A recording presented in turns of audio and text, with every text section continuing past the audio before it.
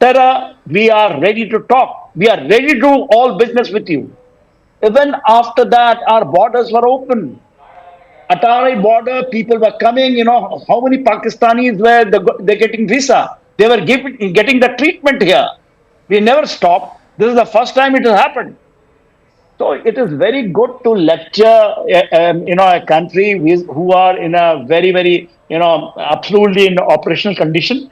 And second thing is, in the garb of nuclear bogey, if same thing the West is doing it, Russia has got nuclear. In this 35 NATO collision has got two have got the nuclear. 100 of this gravity bombs are deployed all in Europe. That is not a nuclear standoff between the two.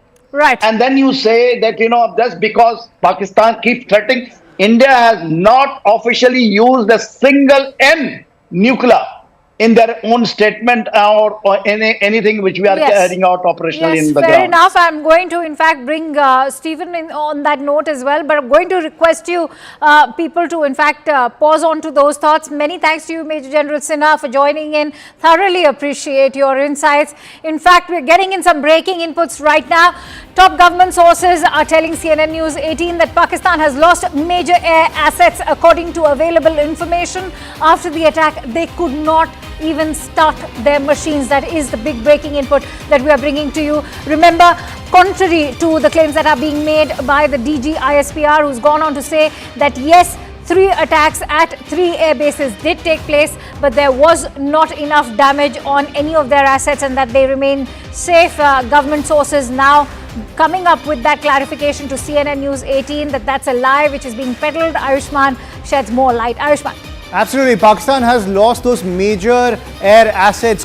3 crucial air bases have been decimated in this counter-strike coming in from India. And not just these 3 air bases, several key cities also facing the heat as India launches this counter-strike. Air-to-surface missiles, Akanksha, have been deployed by the Indian forces to punish Pakistan for its drone strikes which took place hours before India launched those air-to-surface missiles. We saw that how the entire border got lit up by Pakistan when it launched those drone strikes. But everything was intercepted by India's superior air defense system, our S-400s, our Akash systems. But India used its own air-to-surface arsenal and assets and has wreaked havoc inside Pakistan. 3 major air bases have now been neutralized by Pakistan, by the Indian forces in Pakistan, and top government sources indicating that their air assets have been severely compromised. Let's get you an overview of where all India has struck, ladies and gentlemen, when it comes to this counter-offensive, which many people are calling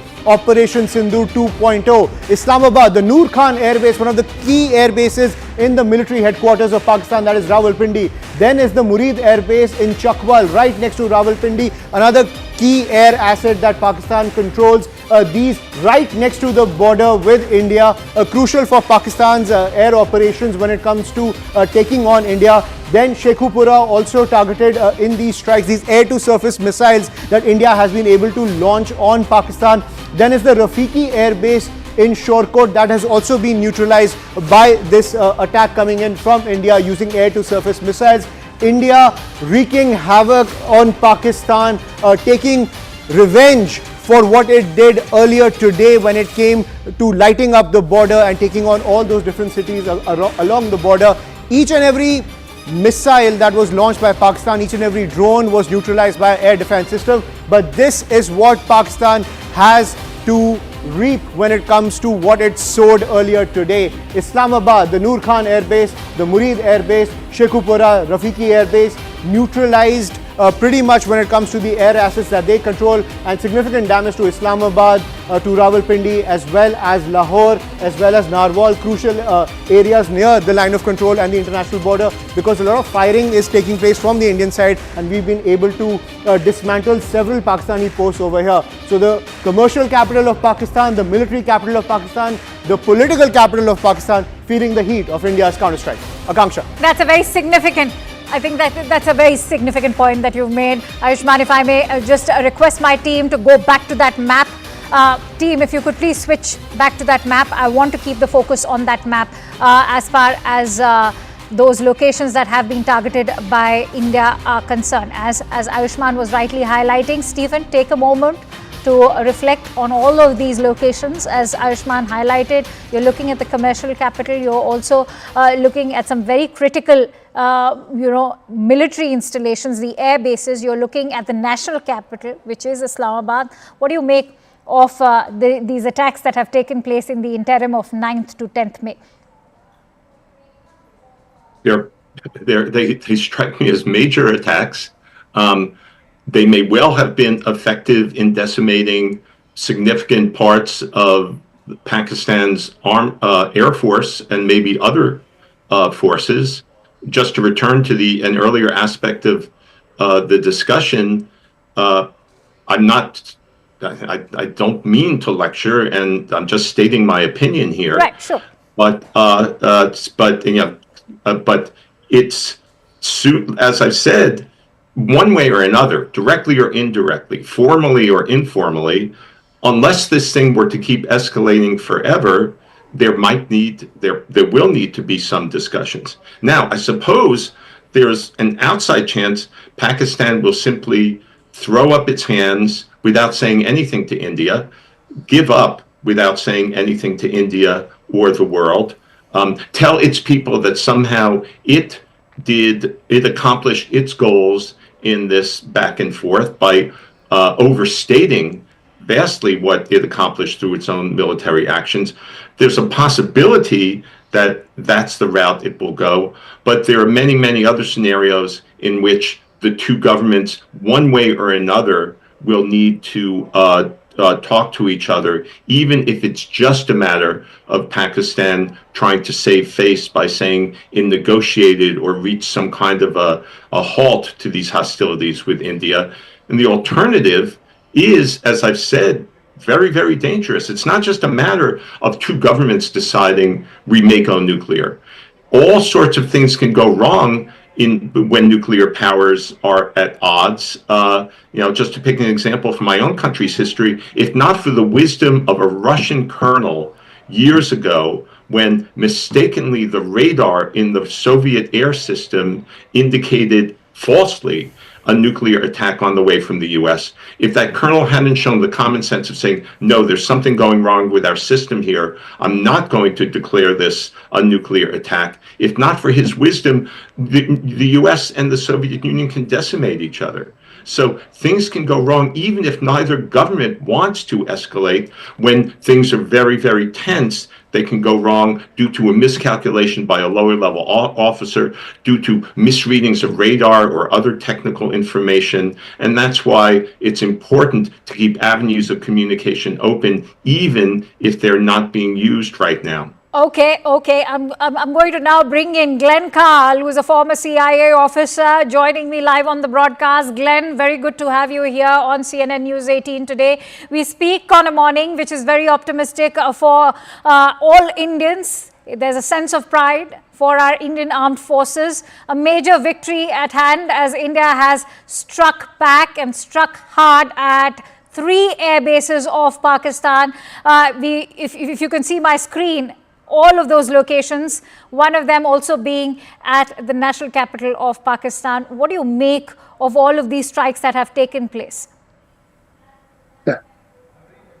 Well, as everyone knows, or is watching, this is the worst or most serious clash in decades.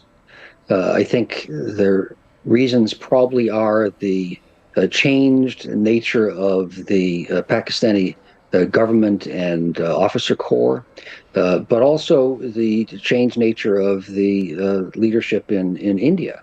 India being more nationalist than in the past, and Pakistan being more Islamist.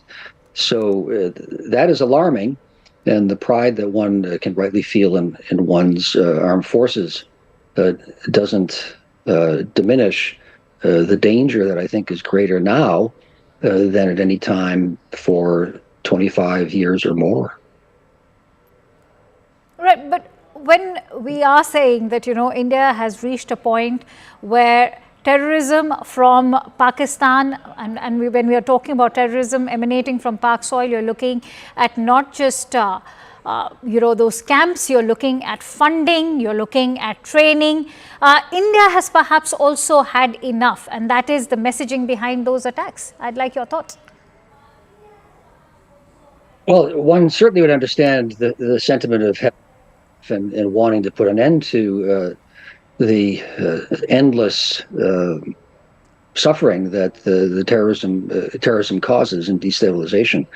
But India is in a dilemma that any state faces confronting a terrorist threat, and in particular has a greater problem in that its neighbor is a dysfunctional government and society. So a conventional military response, whether it's from India or the United States, against a terrorist threat really never solves the problem. And were the war to become even worse and India to be victorious, as I imagine would be the case, that would probably invite greater problems yet, because certainly India doesn't want a state collapsed on its border rather than a troublesome one. So it's a terrible dilemma. What a state is to do about terrorism. The only solution is unsatisfying because it takes many years and should happen out of sight by intelligence services countering and trying to disrupt and break up terrorist cells and organizations, and a longer term, much larger effort to somehow change the conditions that lead to the terrorism. Okay. And no state has succeeded in doing that. Okay, I have some fresh updates coming in, and let me quickly go back to Ayushman, who continues to stay with us. In fact, we're getting in some breaking inputs as we speak, and some big ones. As what we are learning is that multiple drones have also been hovering over Islamabad, Rawalpindi, Sialkot, Lahore and Peshawar. What is it that you are bringing to us, Ayushman? Absolutely. That is information coming to us from our investigations editor, Manoj Gupta. Akanksha, it seems Operation Sindoor 2.0 is not over yet, and now what we are learning is that, as you were pointing out, multiple drones are still hovering over Islamabad, Rawalpindi, Sialkot, Lahore and Peshawar, the crucial cities in Pakistan, and also crucial areas where a lot of terror operations have also emanated from, namely Sialkot and Peshawar. And now what we are learning is that multiple drones are still hovering over Islamabad, Rawalpindi, Sialkot, Lahore and Peshawar. This is what top intelligence sources are telling CNN News 18, that Operation Sindoor 2.0 seems to be far from over as we are hitting the morning. Now what we are learning is that multiple drones are hovering over Islamabad, Rawalpindi, Sialkot, Lahore and Peshawar. So what is the road ahead when it comes to these drones which are hovering over these crucial cities after so much damage has been done by the Indian forces with the launch of the air-to-surface missiles? We'll have to wait and see how that plays out, but it seems the operation is still not over. Absolutely not. Let me actually take that question with Major Manik Jolly also, who continues to stay with us. Major Manik Jolly, it seems like this is going to be a long night for Pakistan. Yeah, it does seem like that, because I was just reading, there's a platform called Bolan News, and they're saying just 20 minutes back, another suspected Indian missile strike has been reported near Kahuta, a high security area close to Rawalpindi. So this was famous because AQ Khan Research Labs, which were critical for the R&D, they are in this area. So what is happening is, I think what we are getting reports right now is the air bases, but there's quite a possibility that Indian missiles have been targeting other locations also, and it didn't happen in one phase, because missile attacks can be actually phased. So maybe we are looking at second, third phase also. So we don't know how long the night is going to be, and so it's going to be a tough night for Pakistan, that's for sure. All right. And in fact, that also means that we are going to be on high alert. What will this, Major Manik, mean for us Indians in the border states, especially if we were to look at Jammu, Punjab and of course even Rajasthan? Well, definitely high alert, because as the things start to scale up, the kind of operations that countries carry carry out at successive stages of warfare, they tend to define how serious a country is, how much are they getting for sucked up into the war. Till now, like Pakistan was doing drone warfare, probing and sending small drones, these Turkish drones, and trying to hit installation, trying to cause some damage. They fired some missiles, but given the kind of retaliation India has given, and a strong one, and most importantly a justified one, Pakistan has a tendency to take stupid decisions. Like somebody mentioned in debate today, and you were also saying, we gave them enough chance to not escalate this. We had hit their terror camps; they should have just left it at that. So now also they have the capability of not taking it up, and they have the choice to do that. But I hope they take that choice and do not escalate it further, because it's just going to keep getting worse for them as the days go. So in that desperation, if they take the other call that we are going to prove something to our people, to ourselves, without realizing the military capability they are dealing with, in their failed sense of pride and all that, they could go for more missile strikes, they could go for air raids, they could go for these standoff air raids, throwing in missiles, they could try and sneak in more terrorists. There's a lot they can do, and the worst part for border areas is that these are the places that will get affected most, because deep inside India is a huge country, and to get into the depth of it requires a lot of capability from Pakistan side, which they don't have actually. So people have to follow. I think the best thing they can do is follow government instructions. If you are asked for a blackout, Right. do that, stay inside, and just follow whatever advice comes to you officially. Well, absolutely. I want to bring in Stephen on that note. Stephen, we also speak on a day when the IMF has decided to go ahead with that additional funding of over $1 billion for Pakistan. So when one is to weigh in on the role that the international community can play, especially the role that these global lending institutions like the International Monetary Fund could have played, one has been also probing the history of Pakistan's reliance on the IMF. What do you make of how Pakistan continues unabated to divert that funding clearly into terror training? Well, I don't know if they're directing that funding, if they're targeting that funding for terror training. I think that seems to me to be a few steps too far in terms of where no, but India has presented evidence. India has presented evidence. The fact that the military is playing a very significant role when it comes to crucial economic calls for the country. That is something that India has also presented in its statement at the IMF today. And clearly, a debt-ridden country can't be, harboring terrorism to this extent if their economy is in tatters. So there's certainly some amount of funding which is coming to sponsor that kind of terrorism, right?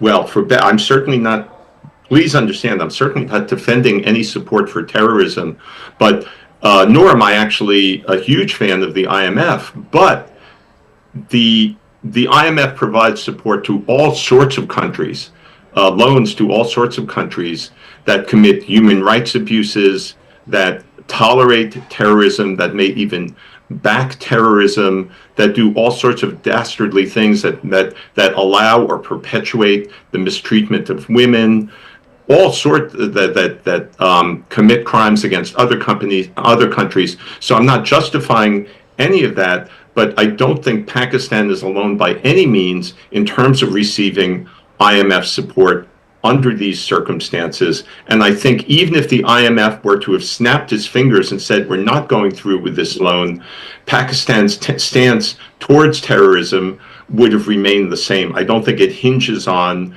IMF support for other parts of its apparatus. If I may, just one other aspect of what you asked I wanted to address echoes Glenn's point to some extent, in that you are dealing with a very dysfunctional polity in terms of Pakistan, in terms of the military really substantially controlling the government, setting policy, at the same time that it's in some ways ripping off the country through its own businesses, diversion of resources, and the like. And that adds another twist to all this, another complication that makes it even harder to address how dysfunctional the Pakistan government is, not just to the detriment of India in terms of possible support for terrorism or likely support for terrorism, but even more so to the detriment of its own people and the suffering that they've undergone and the lack of relative economic progress that country has experienced over the decades. Well, absolutely. And those decades have borne testimony to how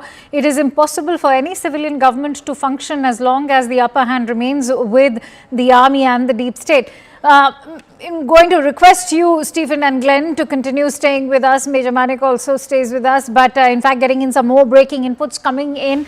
Now, what we are learning from government sources is that after India struck Pakistan, all major cities in India have now been put on high alert, and this is a decision on expected lines. Ayushman Jamwal joins me live from the newsroom with those breaking inputs. Ayushman, Kangsha, that's the latest update that is coming in. Remember, India has now set the doctrine of custom match attacks to give a befitting reply to Pakistan. So in the avenue of the fact that Pakistan could launch another counter-strike, all major Indian cities are currently on high alert. The entire defense infrastructure is on high alert. Also, the air defense systems have been activated across the border to ensure that any misadventure from Pakistan is met with a swift response. So because India, by targeting 3 Pakistani air bases, by hitting the heart of Pakistan, Islamabad, Lahore, Rawalpindi, now in the fear of a counter-attack, India is ready to face anything that Pakistan throws at it, and all major cities are currently on high alert with the entire defense apparatus now activated. I want to bring in Major Manoj on that. Major Manoj, what is your response now to the fear of escalation? Everybody is talking about it. We heard Glenn, we heard Stephen, and that's perhaps a valid concern now. But I guess India is prepared.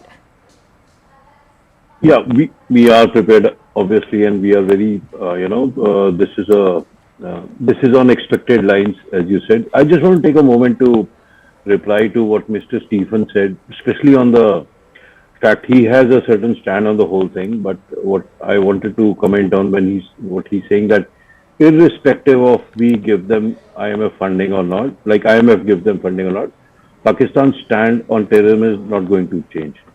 So here's what I have to say is that you cannot say that a country which has ample resources and some kind of intentions, that logically would want to pursue it and can pursue it successfully. Secondly, you have never denied them funding to know that will they actually stop terrorism if we stop giving them money?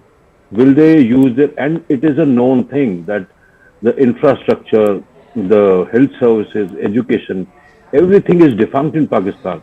The generals are exceptionally corrupt. The politicians take all the money. They all settle abroad in US, UK, Europe, Canada, and all that. You know that they take the money, but just because they've been doing the bidding for US since 80s, since the time Russian came in, you have refused to comment on the terror. You knew the terror factories are there. You knew where the training camps were established. You knew when Al Qaeda was formed. So you cannot say that, if we don't give them money, they might not change. You never gave this possibility a chance to even experiment with that thought. Today, when you know that India is in such a critical state with Pakistan, and this is now a time to maybe corner them. Fine, I don't say militarily or just kill them all. But the point is, there could have been a spot where the world could have cornered them, that when will you stop? America found Osama bin Laden hiding in Pakistan after 10 years of carrying out joint operations. What more proofs do you need that they don't care what you think, because they know they'll get your money? So you should have given, the IMF should have given this a chance this time, that we could have cornered them, that we will not support you till the time you mend your ways. But you lost the chance again this time, and it will continue to be the same story, that everybody thinks, oh, they are going to be like this, we give them money or not, so let's give them some more. That's not I don't think that's the right way to go. Anyway, coming on the, what originally Akanksha asked, that the high alert in all the cities is as expected on the lines, because the thing is, one, war is a brutal business. While we are celebrating all our successes, there is a possibility an odd missile might make it through and land on our cities also. Pakistan has been hitting our civil areas by drone and artillery since past almost a week now. So everybody has to be ready for that contingency. It's good to shout that go war, fight, kill everybody, but I mean, there's a possibility that we also might get hurt at some stage. Hence, it's a good decision for government to issue this alert right now. Okay. And along with it, the civil administration comes into action and they will issue necessary directions to everyone.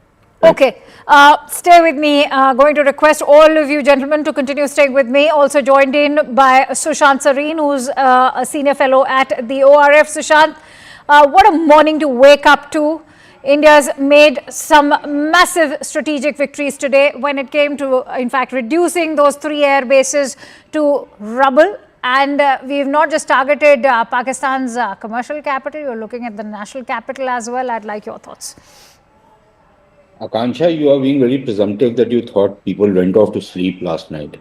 I tried to, but within half an hour, I was so restless that I got up, and then I would imagine that You should have joined in much earlier then. I'm going to hold this against you. yeah, but the thing is that I just came to the thought that if Kargil was the first television war in India, this conflict is the first. I can't call it a war as yet, but this is the first Twitter or X war in this part of the world. But look,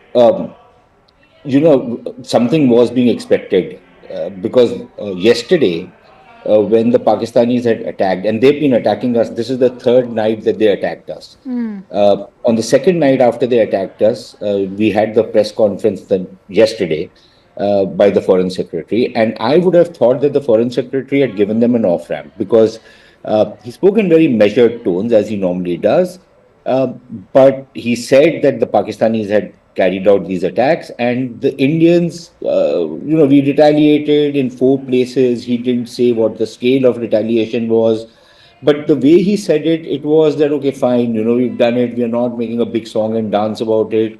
We are not gloating about it. We are not making a big deal out of it. And this can become an off-ramp for both sides. And that is the impression I got when I was in the evening when I was on your channel. This is exactly what my impression was. And I think Major Jolly was there at that time, if I'm mistaken, not. And my impression was that, we've said, okay, fine, let's take this off-ramp. But clearly the Pakistanis have this habit of biting off a lot more than they can chew. And they thought that, obviously some damage must have been done. And just because their attacks have not been successful over the last 3 days, that does not give them a free pass. And the thing is that, so quite clearly, I think the message from the Indian side was that if they are now going to start continuing doing this, then we will also hit back and hit back hard. And I think that is what has happened tonight. A lot of these rumors were actually doing the rounds yesterday, but apparently it's happened today.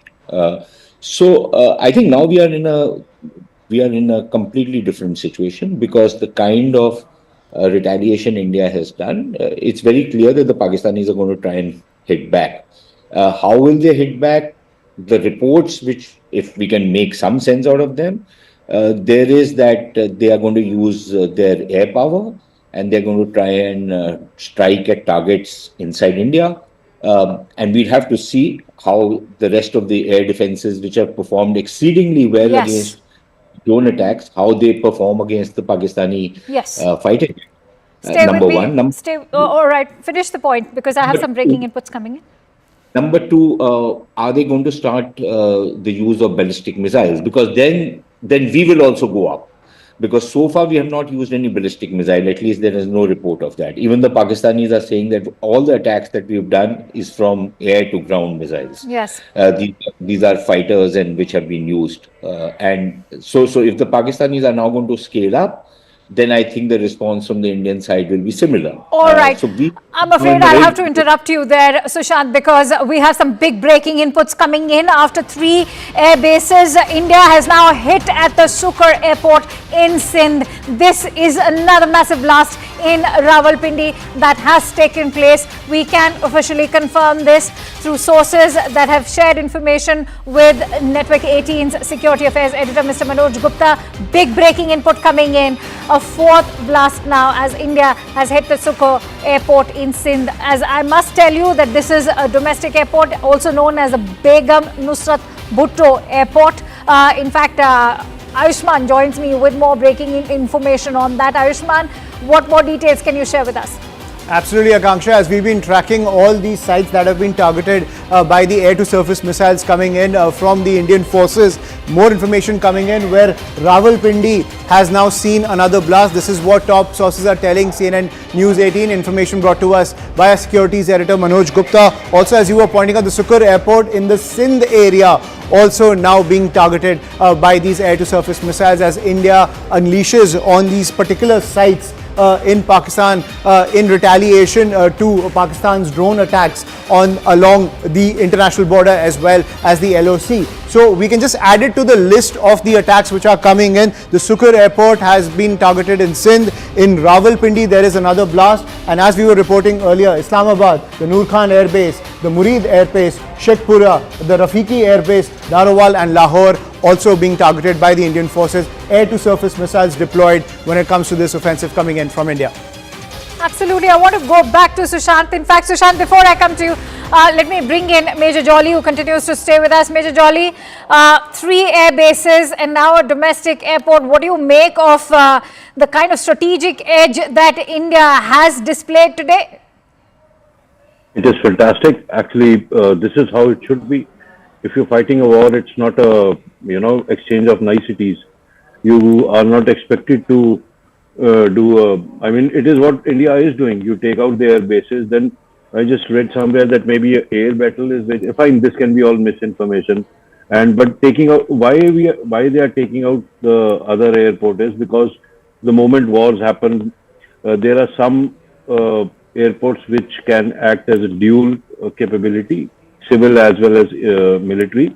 So if you're obviously the planners, I won't get into detail of that. The planners have decided that we are going to demolish or even mitigate any possibility of aircrafts taking off of this region, because whatever their bigger plan is. But we hold superiority. That's the point to note here. The kind of superiority that we are, I mean, the word is enjoys actually. India enjoys right now that absolutely no air defense. India is striking when and wherever we want. This looks like a World War II kind of a setup when the smaller countries didn't have air defense and you could go and send missiles everywhere. So this is fantastic position to be in. I want to quickly bring in Glenn on that note. Glenn, what is your assessment of the way India has hit out at the air bases? Now this domestic airport, what does it speak of not just our defense, but also our offensive capabilities and the defense preparedness so far? Well, so far, it appears that India's modernization program of recent years has been bearing fruit.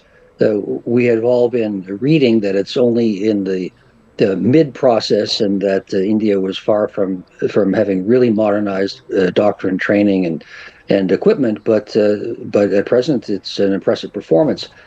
I can comment more substantively on the policy implications or objectives. India seems to me to have clear objectives that it's trying to achieve. One, obviously, to stop terrorism. These conventional attacks won't do that, but as a response to a terrorist act, they're completely understandable.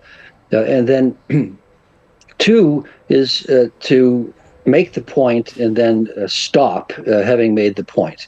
That's clear and sensible. Pakistan's objectives seem to me a lot murkier or incoherent.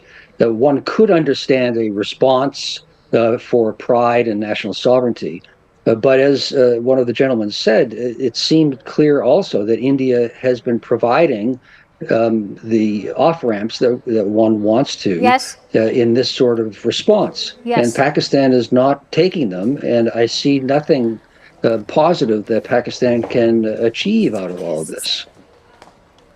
Stephen, I want to bring you in quickly about way the Indian government has in fact put this out, they've said that these are going to be custom match attacks, because remember, just a day ago our own military installations, whether Udhampur or Pathankot, all of them were attacked. So this is indeed a custom match attack. Well, you may see it that way. I may see it that way. Pakistan probably doesn't and see it that way. Or even if it does, I get back to the notion of the leadership there saving face. That being their possible imperative here in what generally is, I agree with Glenn, kind of a chaotic handling of this whole confrontation. And we shouldn't underestimate the extent to which they may be wanting to save face as this matter unfolds. The fact that India is now on high alert for return attacks means that I would think the Indian government is assessing that Pakistan might very possibly strike back. What does India do next? That's a good question if that happens. And I've said this before, but I hope that one way or another, a way is found to de-escalate this, maybe mediation by a third party.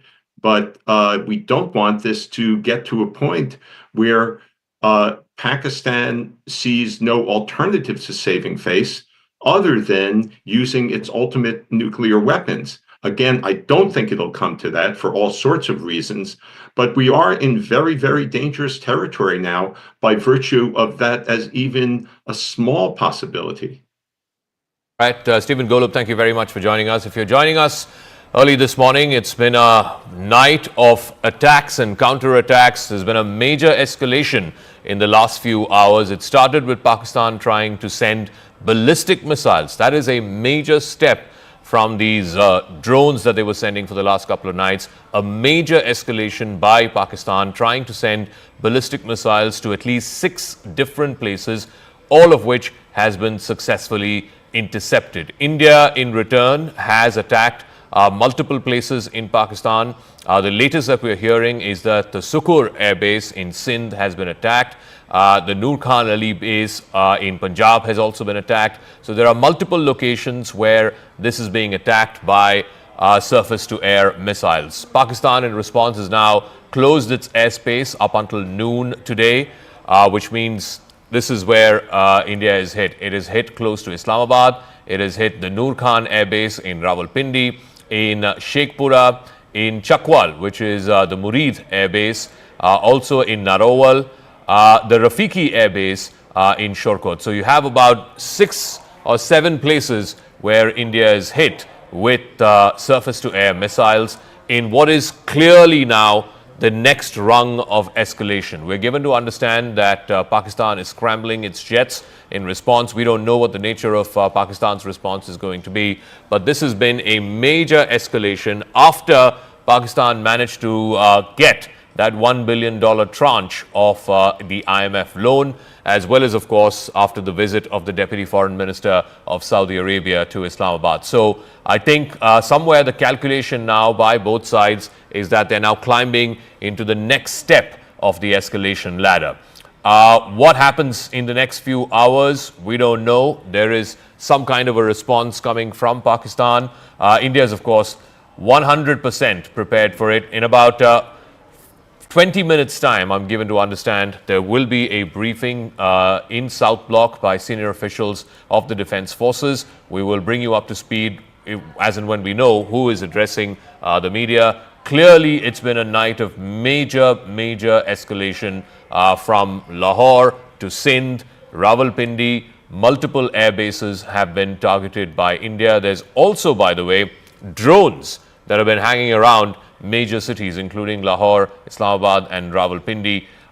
In Haryana, over the skies over Sirsa, we're given to understand that the Fatah 2, the missile that Pakistan had launched, has been intercepted. So major escalation. There was an attempt by Pakistan to hit the Jammu Air Force Station as well. That too has been intercepted by India's air defenses. So from Lahore to Sindh, India is matching Pakistan tit for tat in what has been a major escalation by both sides. Pakistan, of course, deciding to climb that escalatory ladder after the decision of the International Monetary Fund to give it the $1 billion tranche of its loan, as well as, of course, after the visit of the Saudi foreign minister. Now, Pakistan seems to have made a calculation that they want to up the ante. We're getting more breaking news. This is again a bid by Pakistan to try and escalate the attack. The bid has been thwarted. Pakistan tried to attack the Jammu Air Force Station. Remember, Jammu has been in the target for the last 2 or 3 nights now. Remember the drone attacks that happened a couple of nights ago. It started with an attack on the Jammu airport. Now the Jammu Air Force Station was tried to be attacked by Pakistan using some form of missile. We're not sure what nature of missile they tried to use, but that attack, that attempt by Pakistan has been intercepted by India's air defense. So major escalation that has now been thwarted. Also earlier this morning, an attempt was made over Hisar in Haryana. That too has been thwarted by the Indian Defence Forces. Let me try and see if we can go across to Akash first, our defence reporter. Akash, just paint the night for us. Where all has Pakistan tried to attack us, and where all has India responded to this Pakistani escalation? Right. So it started late in the evening yesterday. In fact, we saw that the ceasefire violations from evening, but then the drone attacks and also the missile came at around 8 p.m. And again, starting from Jammu and Samba, we saw the initial reports and in fact the confirmation that how drones have been coming, but all of these were thwarted. But this time around, Indian authorities and in fact the agencies, retaliated, and a strong retaliation was there. Noor Khan Airbase, that is in Rawalpindi, Shorkot Airbase, that is in Punjab, that have their JF-17 squadron, and Murid Airbase, that is again in Punjab. We have been told that these airbases have been hit, and in fact the assets, their air assets, including the air defense system, has been hit by Indian forces. We have seen the DGI SPR confirmation as well, though we will wait for the official confirmation from the Indian Armed Forces, Zaka. But at this point in time, while we are talking, in fact in Jammu, we have been hearing a lot of AD gun sounds, and possibly there was an attempt to destroy some sort of asset or the infrastructure in Air Force station here in Jammu, but it has been thwarted. Our air defense is very much working. AD gun is importantly playing a major role this time around, because we have upgraded and in fact incorporated the counter drone technologies in our AD gun systems. So at this point in time, while it is about Jammu, it's the early morning hours, and in fact just a while back we were hearing the air sirens, in fact Zaka, but we have been told that the attempt has been thwarted. In fact a missile was launched towards Delhi as well. This is what we are learning. In fact, Manoj Gupta is bringing us this input, where a missile was launched towards Delhi, but it has been intercepted in Sirsa, and in fact the attempt to attack Delhi has been thwarted, Zaka. All right, so that was the Fatah-2 missile that Pakistan tried to launch to Delhi. It's been intercepted in the skies over Sirsa. Let's try and bring you up to speed with the counter-offensive that India has launched. It's been a very hot night between India and Pakistan. India has launched multiple missile as well as drone strikes, starting from Islamabad in the north, Noor Khan Air Base in Rawalpindi. It's one of the largest air bases of the Pakistan Air Force. That has been hit. The Murid Air Base in Chakwal, again a substantially big air base of the Pakistan Air Force in Murid in Chakwal. That has also been hit. In Sheikhpura, a third air base in Rafiki, which is in Shorkat, which is further south. All of these are in Punjab, in the very heart of Pakistan, as it were, in Shorkat. The Rafiki Air Base of the Pakistan Air Force has also been hit. And we have one more, the Sukur Airport in Sindh. So Punjab and Sindh, which are the two biggest provinces in Pakistan, have been hit. Also in Narowal and Lahore, but these I think are smaller drone attacks. But India has also replied with ballistic missile attacks in response to what Pakistan tried to do. It launched the Fatah-2 directed at Delhi, but it was intercepted at the skies over Haryana. Let's try and go across to more reporters. Aishman is also joining us from our newsroom. So Aishman, can you bring us up to speed with the places where Pakistan tried to attack overnight, and India's air defense systems have intercepted and brought down these Pakistani missiles. Absolutely, Zaka. We've been tracking through the night the attacks that have been coming in from the Pakistani forces. We saw how they lit up the entire border area all the way from the north in Kupwara, in Uri, where the ceasefire violations were taking place. Then we saw the drone strikes which were taking place in the Jammu area, all the way down to Bhuj. There were several attacks coming in from the Pakistan side, several drone strikes which were coming in from the Pakistan side, which were intercepted by India's advanced air defense system. And that is the latest update that we are getting from our investigations editor Manoj Gupta, who's also looking at every aspect of the escalating tensions between India and Pakistan, with the Fateh 2 missile that has been launched by Pakistan towards Delhi was intercepted at Sirsa. So India's air defense systems continue to be robust, countering any offensive coming in from Pakistan. Pakistan tried those offensives when it came to targeting the military as well as certain civilian areas along the line of control and the international border, all the way from Jammu and Kashmir down to Rajasthan, even to Bhuj in near the Gujarat area. But clearly the air defense system was deterring all those attacks. But the tensions continue to escalate between the two sides because Pakistan is now priming its counter-offensive. All right, Aishman, we'll leave it at that. I think the big news that we have is that it's been a hot night between India and Pakistan over the last 4 or 5 hours. The escalation started by Pakistan right after its announcement that the IMF, the International Monetary Fund, has approved a tranche of $1 billion for Pakistan as part of a $7 billion package that was agreed to a few years ago. The big development is that India has hit multiple air bases of Pakistan from Punjab to Sindh. Pakistan has tried to send ballistic missiles. One of them, the Fateh 2, which is a medium-range ballistic missile with a range of about 400 kilometers, tried to, or at least sent in the direction of New Delhi, which is the national capital, but got intercepted, I'm given to understand, by the Barak air defense missile, the surface-to-air missile. It has been intercepted there, and it has been brought down in the skies over Sirsa in Haryana. Let me go across to our guests in what is, I'm afraid, a very serious escalation over the last 4 or 5 hours. Lieutenant General retired Sanjay Kulkarni is joining us, former DG of Infantry. Sushant Sareen, Senior Fellow at the Observer Research Foundation, is with us. Glenn Carl, former CIA officer, is also with us. Let me start with you, Lieutenant General. What do you make of this sudden and serious escalation by Pakistan? India, of course, responding measure for measure.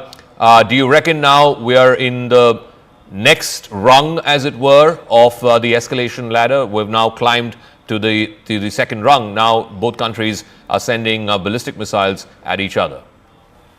Good morning, Zaka. Good morning to my fellow panelists. Definitely, I think in the escalating ladder, we've gone a notch higher, because on the 8th, we had, the Pakis fired about 400 odd missiles and drones towards India. All of them, of course, neutralized. Well, yes, last night also almost similar, when we saw at around 9ish when things started off from Pakistan side. Most of the targets again from, like on the 8th, it was from, we could say from Leh to Sir Creek. Yesterday night, it was almost closer to that. Most of our airfields and some of the towns in and around the airfields were having, they were trying to strike them. Jammu primarily was one.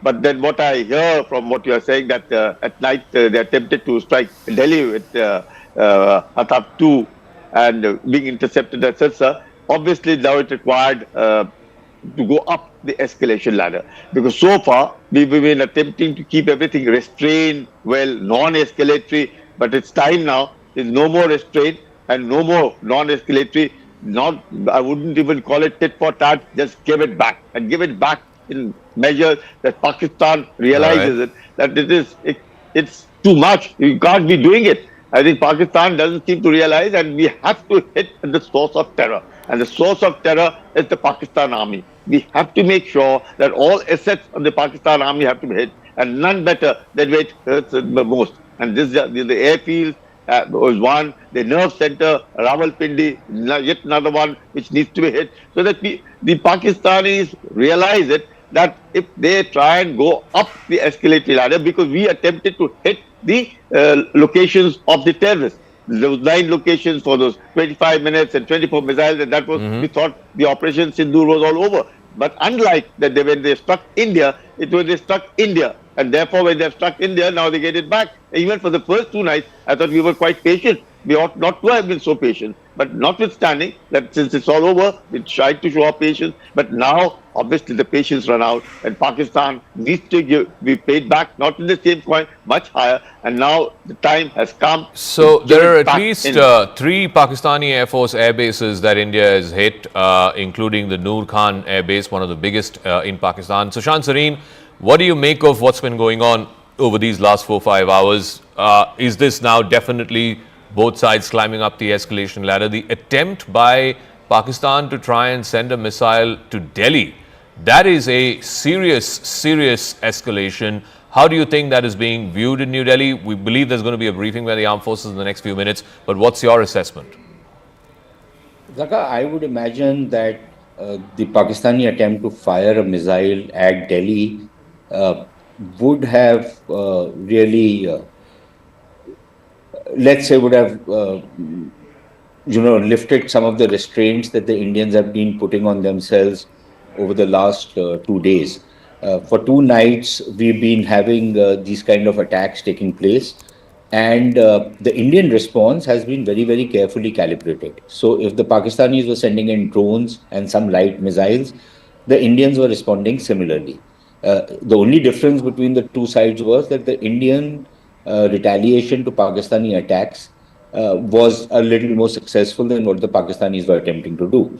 The same thing happened last night. And then tonight, I think the Pakistanis really tried to up the ante. First, they tried to attack Jammu and another 26 places, and then they launched these missiles at Delhi. And I imagine that preposterous and ridiculous statement of their DG ISPR, who's the son of an internationally designated terrorist, incidentally. His father is an internationally proscribed UN designated terrorist, right? For his association with Osama bin Laden. That guy is the DG ISPR. Now, he says that 6 missiles were launched from Adampur, 5 of them on Amritsar and 1 on Adampur itself. So from Adampur, we launched a missile in Adampur and 1 in Amritsar, say 5 in Amritsar, to kill 6.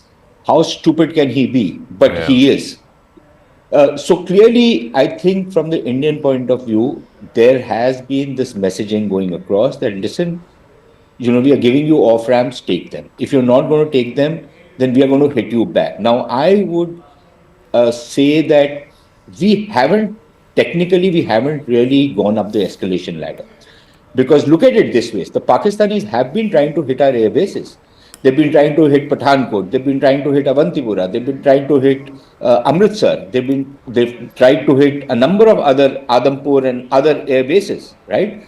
So it's not that they've not tried to hit our air bases, just they've not been successful.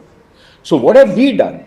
We have also hit their air bases. We've used drones, and I'm now going by Pakistani accounts because we still don't have any Indian official accounts.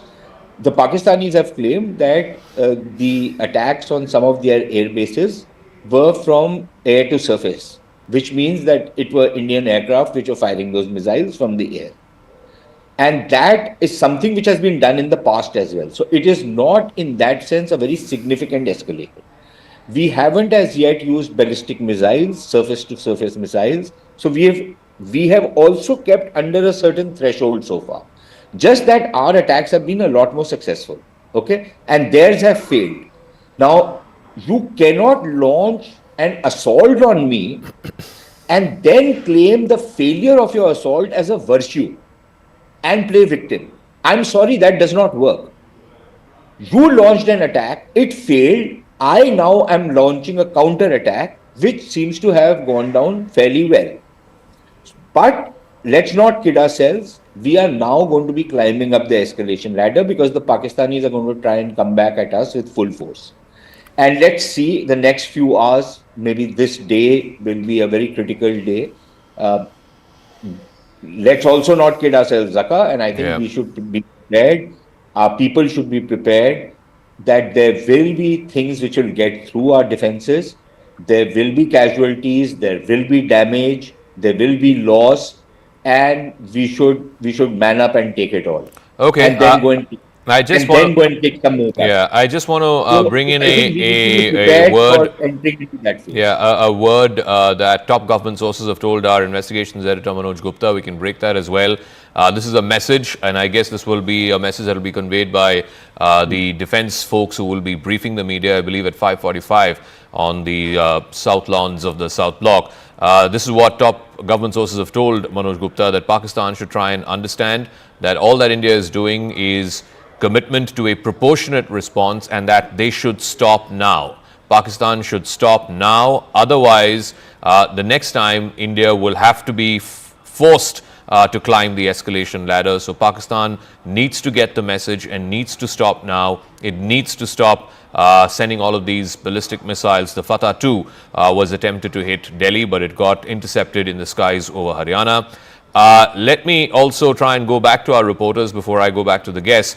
Look, over the last 6 hours or so, there has been an attempt by Pakistan through drones, through ballistic missiles, to try and hit India at multiple places, multiple air stations. Let's try and go full frame to that. Multiple air stations have been targeted in Jammu. Jammu Airbase particularly seems to be one area where the Pakistanis have been trying for the last 3 nights to try and cause some damage. We've had drone attacks last night in Srinagar. We've also had an attempt to try and take down the Avantipura airbase, also in Amritsar, the airbase there, as well as, of course, the airbase that we have in Haryana. But in response, India has attacked at least 3 airbases. 2 of them are major airbases for Pakistan. The Noor Khan airbase in Rawalpindi, one of the biggest that Pakistan has. The Murid airbase in Chakwal, which is also nearby. Both of these, of course, are right in the heart of Punjab. Then there is the Rafiki airbase, a smaller one in Shorkot in southern Punjab, and then the Sukur airport, which is used both for civilian and defense purposes in Sindh. So both in Punjab and in Sindh, there have been major attacks by the Indian armed forces. We're given to understand that at least some of these have been surface-to-air missiles, and some of these have been air-to-surface missiles, so they've been launched from a fighter jet. We'll try and get further information of that, but this is how it is looking right now. If Akash and let's get a sense of who are the other reporters that we have on the ground. We'll go across to Akash in just a moment, but it has been a night of heavy exchange of fire, drones and missiles between India and Pakistan. Pakistan climbing up the escalation ladder in a dramatic sort of upping of the ante, as it were, soon after the announcement by the International Monetary Fund of a tranche of $1 billion to Pakistan as part of an agreed-upon package of $7 billion over a period of 3 or 4 years. Now Pakistan tried to send a ballistic missile towards India, intercepted in the skies over Sirsa in Haryana. It was directed at Delhi. Imagine if that missile had been successful and there was damage here in Delhi. That would have been a serious escalation of the situation between India and Pakistan, as it were. It seems to be that the Pakistani military leadership is being given a very solid and definitive message by the Indian military leadership. Back off now. Do not escalate. There you go. I want to once again bring you up to speed. So the smaller blasts that you're seeing on the map, Islamabad, Narowal, Lahore, these are all drone attacks that India has managed to pierce the Pakistani air defense and hit some of these places, including Sheikhpura, etc. But the airbase attacks that have been hit, those are missiles. Those are medium-range missiles that India has used. Like I said, in response, matching Pakistani aggression, Pakistan trying even with their ballistic missiles to pierce India's air defenses and hit some key defense installations as well as civilian installations here in India. This is India's response, and India is also sending out a message to Pakistan: please refrain from climbing further up the escalation ladder. All right, let's try and play out some of those visuals. I believe we have visuals from the Noor Khan base that was struck by India's missiles. Let's try and play out that video, and I'll come back to our guests and our reporters. और ये नूर Khan base के ऊपर attack हुआ है। भाईजान नूर Khan base में आके गिरा है। ये अटैक हुआ है नूर खान बेस पे, बिल्कुल घर के सामने। अभी एक जहाज़ गुजरा है और ये नूर खान बेस के ऊपर अटैक हुआ है। भाईजान नूर खान बेस में आके गिरा है। ये अटैक हुआ है नूर खान बेस पे, बिल्कुल घर के सामने। अभी एक जहाज़ गुजरा है और ये नूर खान बेस के ऊपर अटैक हुआ है। भाईजान नूर खान बेस में आके गिरा है। ये अटैक हुआ है नूर खान बेस पे। Right, let me go across to Akash. Akash, just bring our viewers up to speed if they're just tuning in at 5:45 this morning. It's been a very, very hot night between India and Pakistan. Multiple locations in Pakistan have been hit, including at least 3 air bases. Pakistan has tried to dramatically escalate, go up the escalation ladder. Pakistan has tried to hit, among other places, even the national capital by launching a ballistic missile. It has been intercepted successfully by India's air defenses. It's been a night where they have tried drones as well as missiles. What are top defense sources telling you, Akash? What is going on in these last 4 or 5 hours? Right, Zaka, first of all, in some time from now, we are going to have a press conference from the armed forces where we will be getting some sort of details of the sort of developments that have happened throughout the night. But at this point in time, in fact, in Jammu, we have been hearing multiple sounds, Zaka. We have been told that Air Force Station Jammu was on target. Initially, it was thwarted, but then, the sound is still on. We have been told that air defense guns are very much active. As far as, developments in the night are concerned, so we have been seeing major escalation from Pakistan, where after last evening, in fact day before yesterday and last evening too, they have tried drones and missiles through different in fact two different military stations here in India, military infrastructure. Jammu is one prime target where they have been, in fact, Zaka, you can hear the sounds as well, the air defense guns, where Jammu is on target, and again we are hearing these sounds where our sources are telling us that Air Force Station was on target, but it was thwarted. Something rocket propelled is being sent. It can be a missile, it can be a UAV as well. We have been told, and we know that how they are using SH-15 as well. But yes, SH-15, there is less possibility that it can come here, even when they are bringing it to that bulge near Akhnur. At this point in time, while we talk about other places, so we have been told that crucial military infrastructure is on target. Of course, we will not tell the location because of limitations, but they are targeting our crucial air assets. None of them till now is successful. They tried attacking Delhi as well, but it was thwarted. As far as Pakistan and its assets are concerned, Zaka, we have been told that Noor Khan Airbase, one of their important bases in Rawalpindi, very close to the headquarters, and in fact very close to the important infrastructure, was hit last night. Successful hit. In fact, their air assets were targeted, and military aircraft and transport aircraft both are there in the particular air base. We know that how they have the C-130 transport aircraft in that. They are operating some sort of drones from there. These facilities were hit by the Indian Armed Forces, including very high value target of the AD systems and radars. Shorkot Air Base, that is in Punjab, there we have a JF-17 of Pakistan. It was hit, and in fact Murid Air Base, very important Murid Air Base, they are operating their drones from Murid Air Base as well. It was hit. At this point in time, Zaka, they are trying multiple locations, not in Jammu and Kashmir, but in Haryana, in Punjab, in Rajasthan as well, and these attempts are being thwarted at this point in time. Air defense is very much active. We are still checking. We will be going with the reliable information only, and in some time from now, Zaka, armed forces are going to address the press conference, and meanwhile, we are hearing these constant sounds, possibly of the air defense guns, here in Jammu, because Jammu is on target, Zaka. All right. Akash, any idea who in the Indian Army or the Defence Forces are going to be briefing? So far in these last 3 days, we've had the Foreign Secretary and the 2 young officers, the women officers from the Indian Army and the Indian Air Force. But this seems to be somebody else. Any word you're picking up on who is going to be briefing, and why the need for this sudden early morning briefing? Because clearly things seem to have ratcheted up a couple of notches overnight in the last 4 or 5 hours. We are assuming that someone from the IDS would be briefing IDS Integrated Defense Staff. In fact, the coordinated command is there, and someone from IDS would be briefing, because these inputs will be of the Air Force, Indian Army, and the other forces as well. Also, we have been told that there can be a different level representation.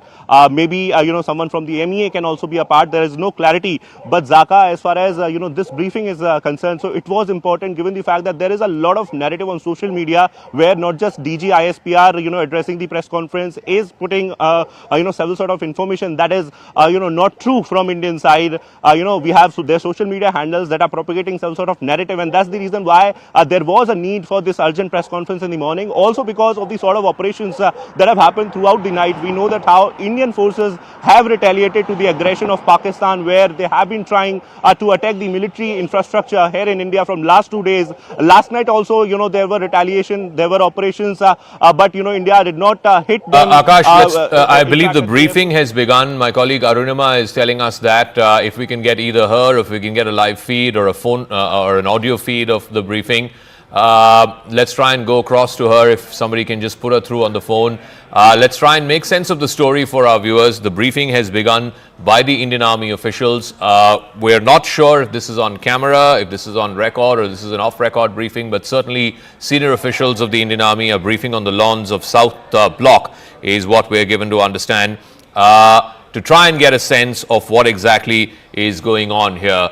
If we can please connect to Arunima. I've been asking for the last 5 minutes to our assignment desk. Please connect our reporters on the ground. Let's try and make sense of what the story is for our viewers who may be tuning in just now at 5:50 in the morning. It's been a very hot night between India and Pakistan. You can see those pictures. India has hit multiple locations in Pakistan, from Islamabad to Lahore to Rawalpindi. The Noor Khan Airbase in Rawalpindi, one of the biggest that Pakistan has been hit. Can we please put through some reporters to try and make sense of this story for our viewers? There is, of course, a briefing that is happening right now by top Indian Army officials in South Block, on the lawns of the South Block. They will be giving us an assessment of what is going on, what has been going on in these last 4 or 5 hours between India and Pakistan. So the attempt has now gone up a notch from drones. It is scaled up now to missiles. All right, let's go across to Anvit, who is on the phone line. Anvit, where are you and what are you hearing? Hi, Zaka. Morning. We are in Jaisalmer, and they are observing a complete blackout. They had been shut all lights and vehicular movement from 6 p.m. till 6 p.m. in the morning, and even now vehicular movement has been restricted. What we are reporting, from where we are reporting, is 70 to 80 kilometers from the border, because the last village, that is Ramgarh, beyond that, army is not allowing any civilian movement or any any media movement as well. So we are reporting from here, but last night, even from here, we could clearly see the flares in the skies, and we could clearly see the ammunition coming in from Pakistan. But last night had been relatively peaceful. No visuals in the sky. Skies had been clear since last night. But yes, police have been making patrols, heavy patrols. In fact, we had also been hearing sirens, because on the forward areas yesterday, also in Jaisalmer and in Barmer, the sirens were being played out, as some drone sightings were also done. Following that, sirens have been played out, but so far as the ammunition is concerned, nothing has landed into Jaisalmer in the city side. However, some developments were. We'll come back to you. Aman is also joining us. Aman, I believe there's a briefing by senior Indian Army officials that's going on in South Block. What are you hearing? Pakistan has shut off its airspace now for the next 6 hours till noon. I believe there's going to be a further escalation by Pakistan in the next few hours, but India has hit multiple air bases, from the Noor Khan Air Base to the Sukur Airport in Rawalpindi. Multiple air bases have been targeted by surface-to-air missiles. Let us know what is going on. What are you hearing this Saturday morning? See, Zaka, what we are hearing from Indian government sources is that Pakistan has launched its counter-strike to Operation Sindoor. On May 7th, we saw India strike through Operation Sindoor, and the officials were saying last evening also that these drone attacks, which were launched by Pakistan over the last 2 days, were more of an intelligence gathering mechanism to assess our air defense capabilities. This seems to be the real attack coming from Pakistan. Of course, our air defense system is engaging all these offenses which are being launched by Pakistan. As you said, they have closed down their airspace for the next 5 to 6 hours. Seems that Pakistan is trying to now hit our air bases and they are trying to launch missiles. That is what we are hearing. The Indian government briefing is about to start. It was to start at 5:45, but it has still not started in the lawns of South Block. Shortly, Indian officials will be briefing us on what exactly is happening. But it seems that this is Pakistan's response. And India is very, very clearly saying that this response is very, very escalatory in nature. We are warning Pakistan to stop this, or India's response to this will be even more severe. Pakistan seems to be escalating the situation, Dhaka, and that is what the Indian government sources are saying so far. We'll await the official press briefing, which is to happen in the next few minutes, Dhaka. Okay, Anshul is also joining us from Pathankot. What's happened there overnight? I believe there was multiple drones flying over the Pathankot airbase overnight. What is the latest that you can share with us, Anshul? So yes, specifically over the last half an hour to 45 minutes, there has been at least 30 to 35 loud explosions that we have heard ourselves over here. I'll just try and move out of the frame and try and give a sense as how close is enemy at this point in time. The hills that you are seeing over there, these hills actually belong to the Pakistan. So we are, in fact, Pathankot is very, very close to the international border, and from this direction itself, there were several projectiles that were launched from the side of Pakistan, but our air defense systems have made sure that all these projectiles that were launched from that end were actually controlled in the air itself. They were blasted in the air itself. Nothing untoward has been reported till now. The Pathankot airbase is absolutely safe, is what we are being told. The situation is still tense because the blackouts are still continuing. There is no electricity across Pathankot over the last 4 hours. The blackout was supposed to end at 4 a.m. It is still continuing over here. There is constant announcements, and there is constant patrolling that is being done by the local police over here, trying to give out this message that people do not need to panic, do not need to step out their houses. They just need to follow the SOPs and everything will be fine. But yes, India's air defense system proving yet again that these Pakistani missiles, these Pakistani drones. Akash is also there with us. Akash, I believe that off-cam briefing has been cancelled. Now we'll have a regular briefing at 10 a.m. Any idea on why that off-cam briefing has been cancelled and what's going on? What's the word you're picking up from MOD headquarters? The operations are ongoing. Situation is evolving, and that's the reason why they have in fact they have cancelled the briefing. We have been learning, Zaka. In fact, this briefing will be happening after 10 a.m. we have been told, and this will be a regular briefing since we are hearing about several attacks at different places throughout India. Specifically, they are targeting Pathankot, Jammu. In fact, I'm learning about some attempts in Jaisalmer as well once again, but then we'll wait for the confirmation. They are firing ballistic missiles at places. We have been told that there are places where they have been firing ballistic missiles. Artillery is very much on at the LC, and situation is evolving. That's the reason why MOD officials may have cancelled the briefing, but we have been learning. In fact, Pallavi is talking about the briefing that is going to happen at 10 a.m. Zaka, this is the major escalation. We have been talking about it, how India retaliated, and then once again in the morning time, in the daytime now, the attack is on, which is in fact going towards a major escalation, a war possibly. But then at this point in time, Indian armed forces are very much ready and capable, and they, we have been in fact told that air defense systems are very much active, and in Jammu, in fact, there are attempts at least there are 5 to 6 attempts in the last half an hour, we have been told, in Jammu, but all of these attempts are thwarted, and in fact drone attack is there, missile attack is there, and rocket propulsion is something that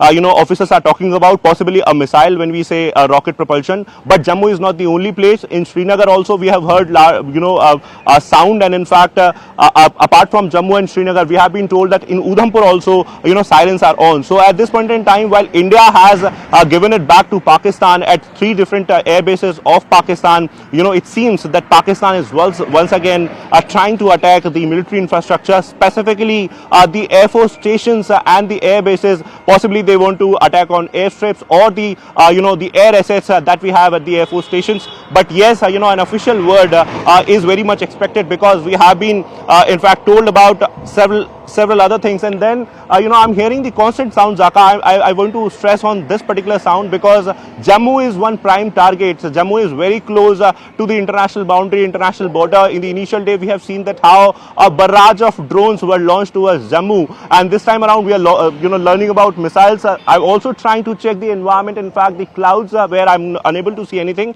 Very close to the airport I'm standing, and at that particular place only we are seeing, in fact we are seeing this sort of action, where we have been told that missiles are there, missiles are coming towards the Jammu Air Force Station and the airport. Both are in close vicinity. Also, other than Jammu and Srinagar, we have been told that there is a target in Haryana. I'll of course not name the location, but there is a target in Haryana as well, which has been in fact thwarted. Missile was launched. We know that how a missile was launched towards Delhi as well, the national capital. They clearly want to escalate it further. It was categorically mentioned by the Indian Armed Forces that we don't want to escalate, and that's why we are not targeting a civilian population. But we have seen that how last night in Firozpur a civilian population was targeted. Several individuals were hit because of this sort of target, where Akash, they just give me a moment. hit one civilian. The big story happening right now is there's an off-cam briefing by senior officials of the Indian Army. They are saying that there has been retaliatory action that's been carried out. The LOC has been hot for the last 4 or 5 hours. In fact, more than that, it's been hot since last night. But what has happened overnight is Pakistan has now climbed up the escalation ladder from drones, which did not have any explosives. They've now notched it up to drones with explosives. And last night, they have now notched it up one rung further in the escalation ladder, trying to hit India through ballistic missiles, including one, a Fatah-2, which was launched in the direction of Delhi.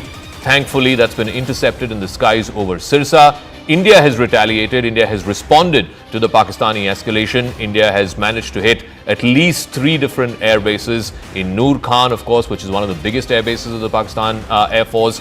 They've also hit an air base in Chakwal, a civil cum military airport in Sukur in Sindh. So multiple military installations and civil installations as well have been hit. It's been a combination of drone attacks plus missile attacks. I also want to get more information at 10 a.m. The Foreign Secretary will be briefing. Remember, the last 3 days, it's been the Foreign Secretary along with the 2 young women officers of the Indian Army and the Indian Air Force. So that briefing is going to happen at 10 a.m. That's going to be on the record. Right now, what is happening is an off-record briefing by senior officials of the Indian Army. Let's go across to more reporters who are also joining us. Ishan is joining us from Srinagar. Ishan, again, looks like it's been a very hot night in Srinagar as well as in other parts of the Kashmir Valley. Well, Zaka, right. This is for the first time also that drones came to Srinagar, Avantipura and Baramulla. Multiple, blasts were heard, and the defense system ensured that none of the air bases was hit. The target was to hit Avantipura Air Base and Srinagar Air Station. We should understand that Srinagar Airport is not just a civilian airport. It's a military army, Air Force air station. So that's why they try to hit the crucial infrastructure. And even 5 or 10 minutes back, we heard in Srinagar, people are waking up to the 2 loud blasts that were heard, possibly intercepting some kind of missiles or some kind of projectile being fired towards possibly airports in Srinagar or Avantipura. These are the main 2 bases.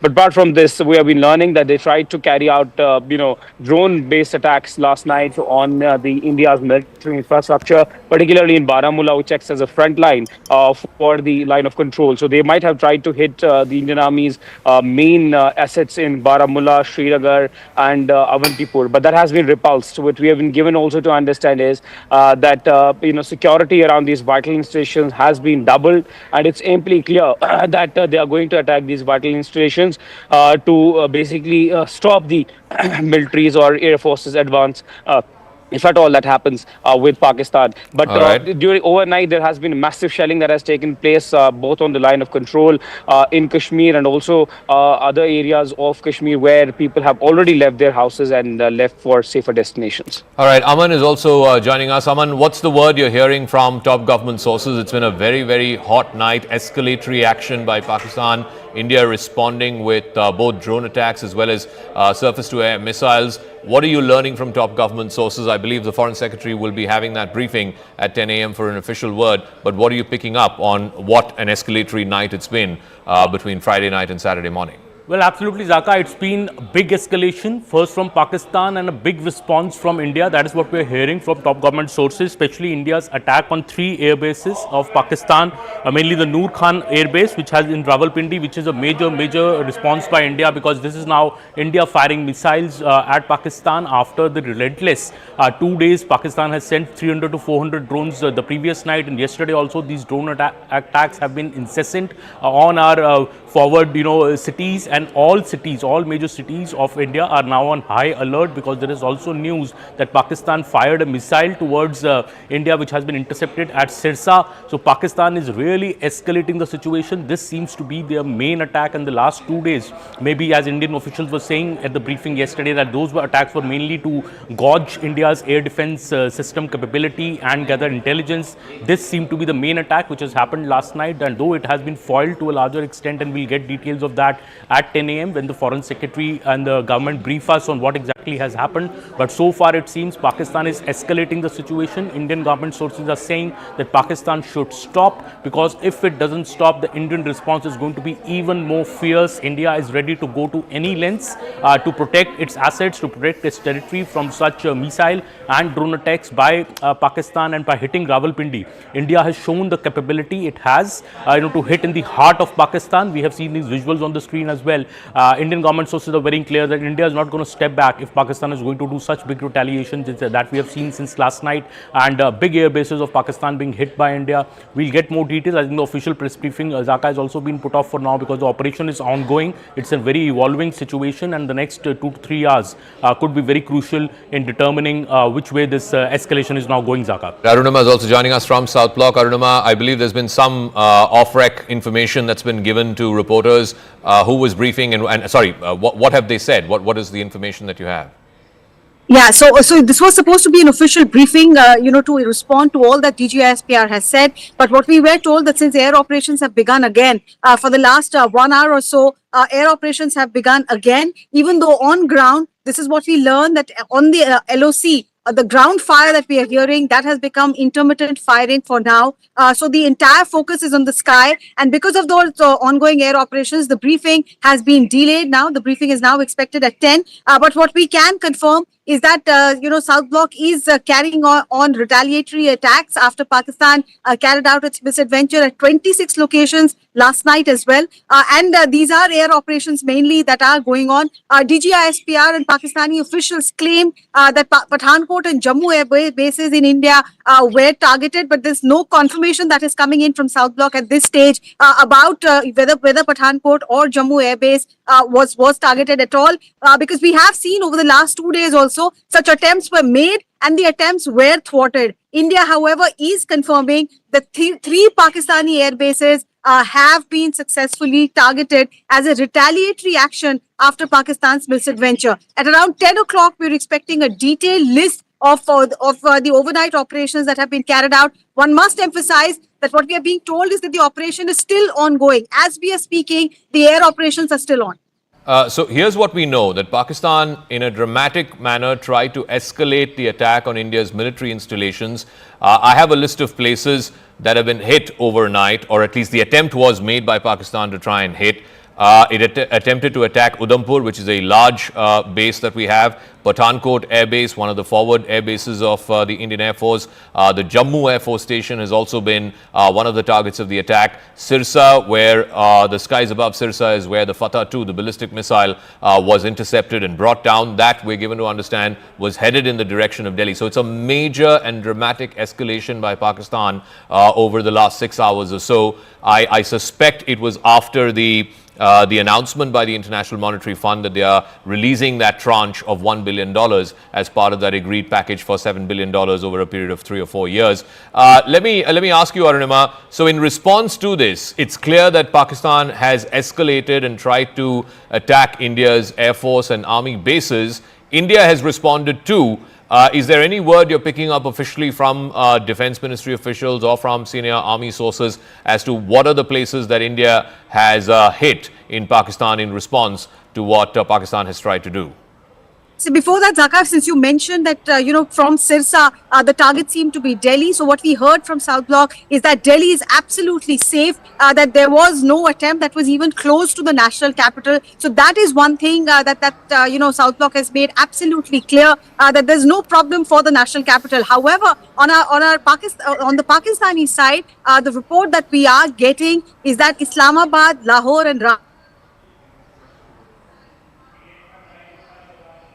their air assets were targeted and successfully targeted is what we are being told. However, they're refraining from going ahead and giving an official word or official coordinates, because they do want the foreign secretary and the two officials who we have been hearing over the last 3 days between 10 and 10:30. That official briefing is expected, and they do want to give out the specific names and air bases at that press conference. But indications that yes, we have carried out retaliatory attacks in the Pakistani capital, in Rawalpindi and also in Lahore, and they're emphasizing that in spite of all the bombastic claims that are coming in from DGISPR, none of the Indian air bases have been breached. They're all safe, and the national capital, the misadventure that they wanted for the national capital, was stopped way ahead.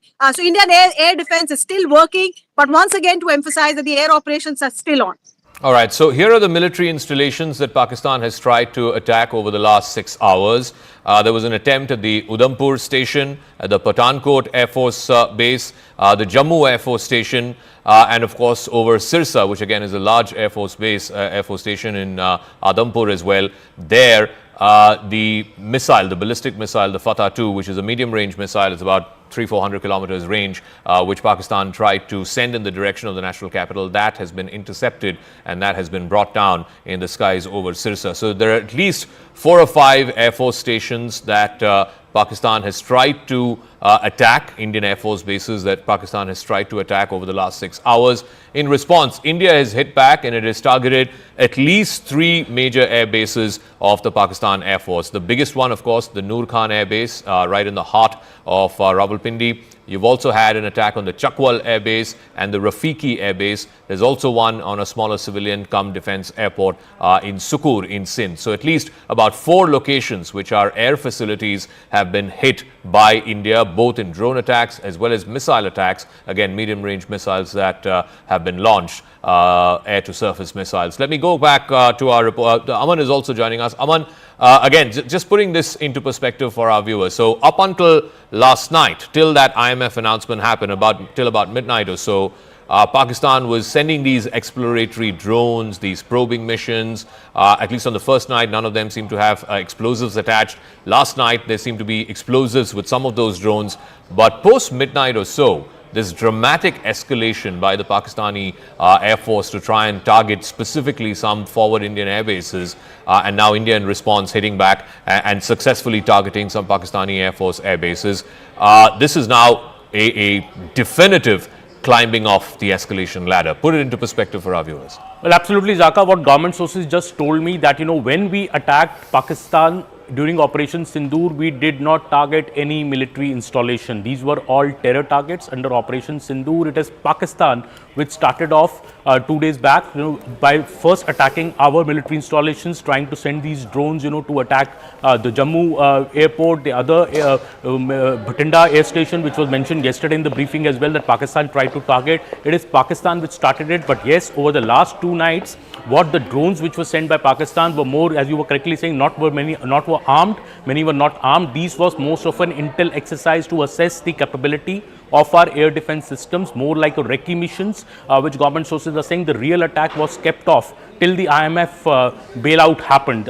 Soon after the IMF bailout has happened last night, Pakistan has actually launched its operation by trying to target our air bases, and that is why India has retaliated and done this big strike, especially at the Rawalpindi Air Force Base, because that is a major Air Force base of Pakistan. By attacking that, India has shown its capability that Pakistan should immediately de-escalate, because what Pakistan is doing is actually to escalate the situation by trying to target our Air Force bases, our military stations. India did not do that in Operation Sindoor. Our strike was only against the terrorist infrastructure. But Pakistan, by its response, especially today morning, and this news that a ballistic missile was fired towards Delhi is an open, I would say, Zaka, proclamation of war by Pakistan. And, India will respond in greater strength now. That is what sources are telling me, that India will not stop now unless Pakistan stops, because we are committed to defend our military installations, and this kind of an attack by Pakistan will be responded very, very strongly, and we'll hear that, Zaka, from the FS at 10 a.m. All right, so the Foreign Secretary briefing is going to be at 10 a.m. Likely that he will be flanked by both the Indian Air Force and Indian Army officers, the lady officers. Let's try and bring you up to speed with what India has done in response overnight. It has hit multiple air bases. The biggest one, of course, is the Noor Khan Air Base in Rawalpindi. Rawalpindi, of course, is where the general headquarters of the Pakistan Army is based. This is the heart of the Pakistani Fauj, and it has hit the biggest air base in Rawalpindi, the Noor Khan Air Base. It's also hit an air base in Chakwal, that's also in Punjab. There have been smaller drone attacks in the outskirts of Islamabad. We've had a couple of attacks in Narowal, in Lahore, in Sheikhpura, etc. There's also the Rafiki Air Base in Shorkat, which is in southern Punjab. This has also been hit. So 3 major air bases from Noor Khan and Murid Air Base in Chakwal, the one in Rawalpindi, the Shorkot Air Base, the Rafiki Air Base, and there is a smaller airport, the Sukur Airport in Sindh. So Punjab and Sindh, these are the 2 heartland provinces. They make up for the bulk of Pakistan. Both of those places have been hit. Some of these smaller blasts have been through what they call loitering munitions, these suicide drones, these LMS drones. But some of the bigger attacks on the Air Force stations, we can show that Noor Khan base attack, the Rawalpindi Air Base attack, that was through a major ballistic missile. We're also getting more breaking news. This, of course, in response to what Pakistan has tried to do in India, getting breaking news that there have been at least 3 blasts that have been reported in Udhampur at the military base there. It's again one of our forward bases.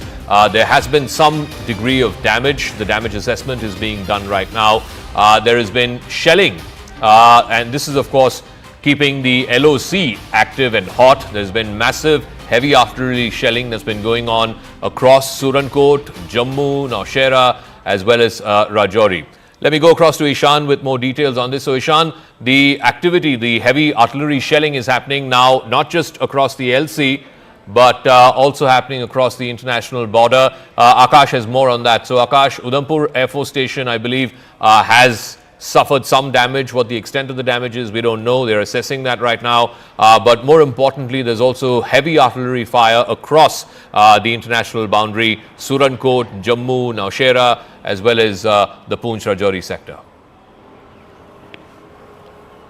Right, so a ceasefire violation is there, at the LC, but yes, Udhampur was one target, and Manoj Gupta is, reporting, in fact, that how, Udhampur has got hit, in fact, but in fact, there were sounds in the Udhampur, and there we have the headquarters of the Northern Army Command, and that's why it is very crucial place. It was on target, in fact, day before yesterday.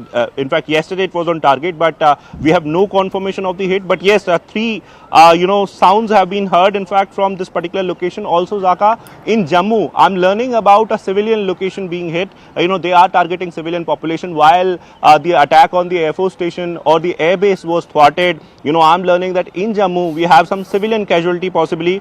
Injuries, or I should say, in some time from now, we'll have confirmation, but we have air sirens once again here in Jammu. And Zaka, today they are launching the ballistic missiles.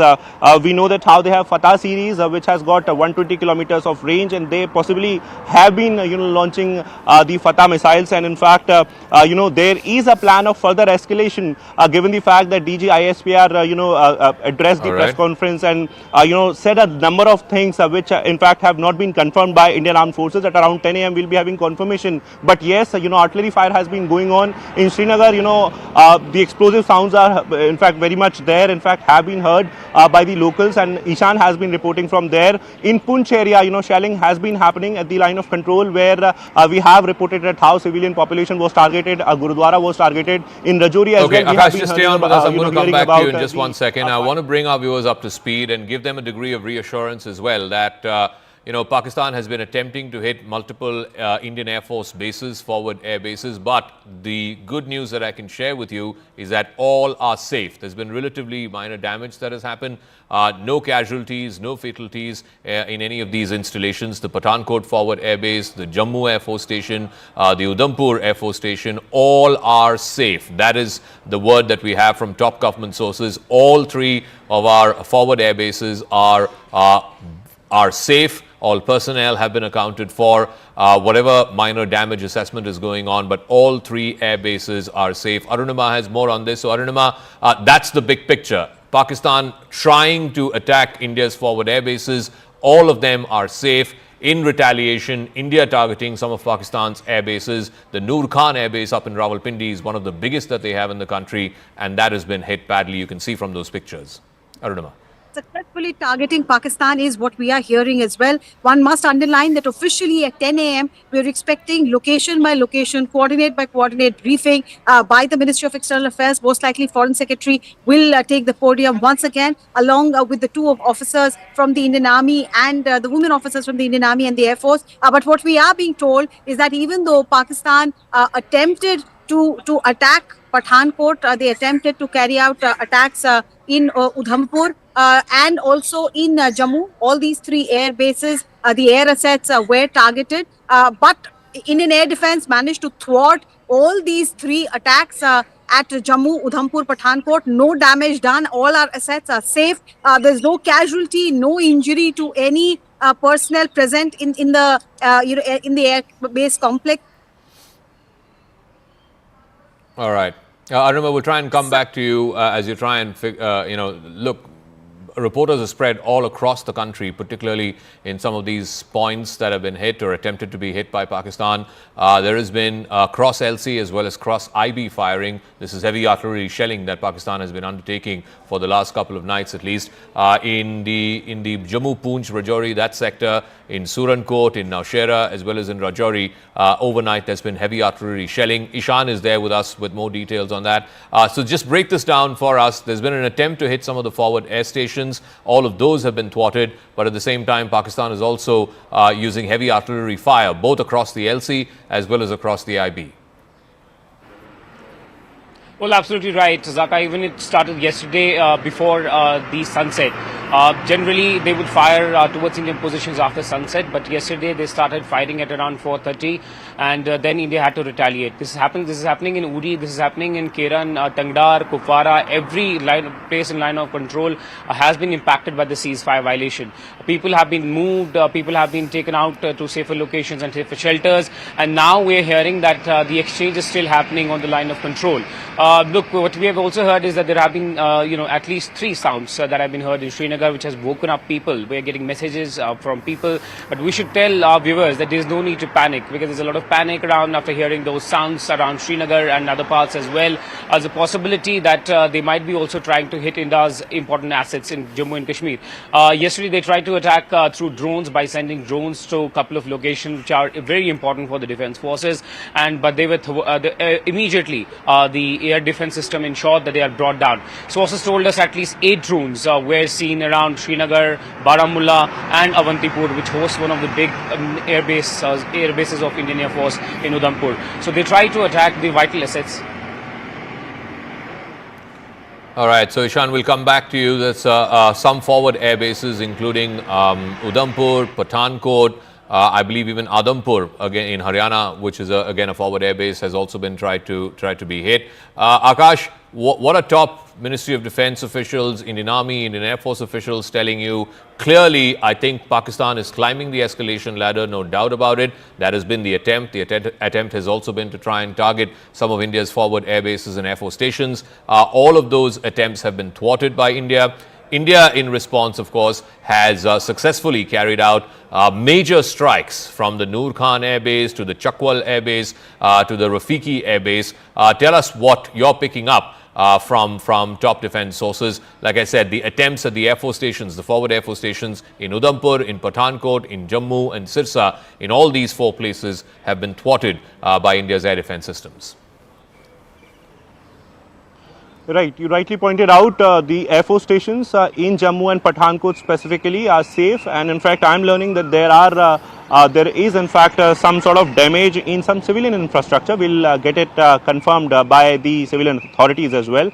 But till now, all attempts in fact have been thwarted, and Dhaka armed forces in fact are very much capable and ready. This is what the defense sources are telling us. In fact, at around 10 a.m. we'll get the official word as to what they did last night, and also what is the sort of retaliation that they are planning now, given the fact that Pakistan is launching ballistic missiles and has shown that they want to escalate it further. Zaka, we have been seeing that how from last 48 hours, in fact in the last 72 hours, a number of things have happened. Specifically, we talk about the current times. Yesterday it was happening in the night hours, but today, in the early morning hours, we have been seeing these attacks specifically targeted towards Udhampur and Jammu, because in Udhampur we have one military base, and there we have constant sounds here. In fact, in Jammu, ballistic missile is what has been tried here in Jammu as well. It was tried for Delhi, it was tried for one location in Haryana, very crucial location in Haryana. I'm not putting out the details right now, but very crucial location is being targeted there in Haryana as well.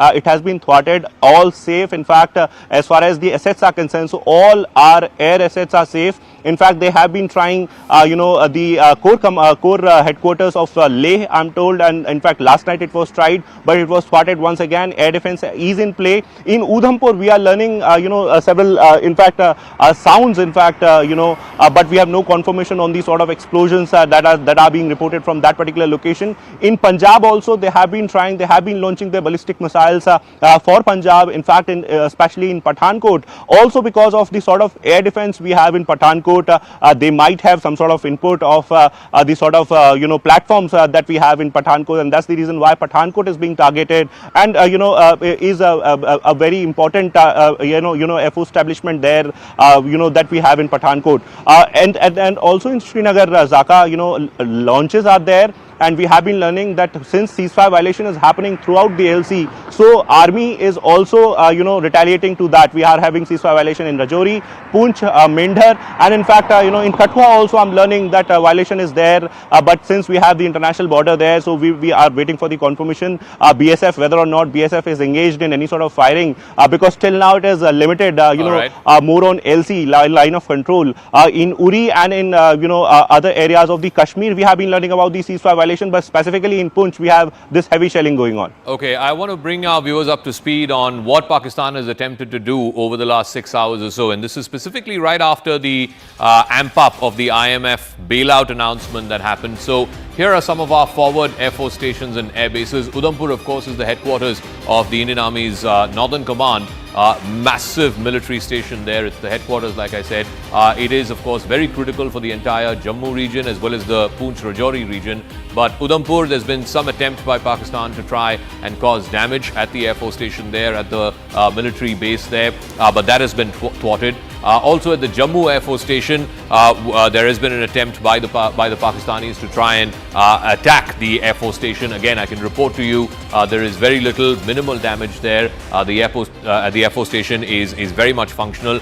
Pathankot is one of our forward air bases, one of the largest in the country. It's on the outskirts of Pathankot city. It is literally on the border with Pakistan. Remember, in 2016, it was the Pathankot Air Force Station that was attacked in a terrorist attack. Of course, that after that attack, India tried to give access to an ISI team for a joint investigation. That investigation really did not go any further.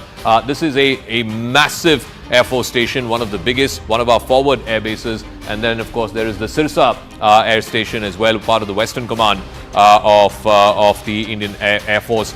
So these 4 installations have been tried to be breached by Pakistan overnight. All of it has been unsuccessful. I can report to you that all of our forward air bases, Air Force stations and military bases are safe. If at all there is minimal damage, assessment of which is being done in Udhampur, which is of course the headquarters of Indian Army's Northern Command. I want to go across to Arunima. So Arunima, paint the picture for us at about 6:30 as our viewers are waking up to this Saturday morning. It seems very clear that Pakistan has attempted to go up the escalation ladder. They want to try and take this to the next level. They've been sending in missiles, they've been sending in drones that are fitted with explosives, trying to take out some of India's air bases. All of those attempts have been thwarted. India, in response, has taken out, I'm given to understand, at least 3 frontline air bases of the Pakistan Air Force. What is the big picture this Saturday morning? Yes, so the source-based information that we have, first thing first, Indians should just have trust in our defence forces. It's all good, it's all safe. Attempts that were made at Pathankot, Udhampur, Jammu, all attempts thwarted. There was an attempt and misadventure towards the national capital of Delhi as well, over Sirsa. I think even that has been, the Fateh missile has been intercepted. So that national capital is safe as well. But what is it that we have done in terms of retaliatory action in Pakistan? Some details just coming in. What we are being told by sources is that there was a calibrated and purposeful military target hit, and the adversary has got a bloody nose after those 26 locations in India that Pakistan targeted last night as well. The Noor Khan Airbase, it was hit. We have been reporting this since morning, Zaka. The strikes have happened near the vicinity of Joint Staff Headquarters at Chakala as well. So there is source-based confirmation coming to that. The jugular of Pakistan, the 14 Corps with 10 and 11 Division in Lahore, that has been targeted, and we are specifically being told that Lahore was struck because they were trying to strike Amritsar. Of course, our air defence took down the attempts against Amritsar as well, but in retaliation, Lahore was struck. Assets of the 15th Division at Sialkot has been activated, is also what our forces are learning, but they are fully prepared. But Siddhant is also here with me. If you can give me a moment, I want to get in his views. What has happened overnight, the ramifications of it as far as diplomatic quarters are concerned? Well, Arunima, I look at it. In fact, Zaka was also pointing out they were waiting for the IMF bailout, and there's no doubt about it. There were a lot of international pressure which India could manage to build, on the committee which sanctions it. There is no vote provision there. In fact, India has abstained. IMF has taken note of India's abstention.